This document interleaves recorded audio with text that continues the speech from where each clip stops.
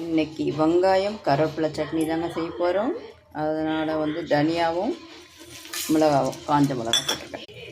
கொஞ்சம் கடலைப்பருப்பு, 2 பல் பூண்டு போட்டிருக்கேன். சீரகம் கொஞ்சம், கருவேப்பிலை போட்டுக்கலாம். புளி கொஞ்சம் போட்டுக்கலாம். எத்தனை பொருள் போடுறதா பாருங்கள். வெங்காயம் போட்டுக்கலாம். ஒரு வெங்காயம் கட் பண்ணிவிட்டு, பெரிய வெங்காயம்.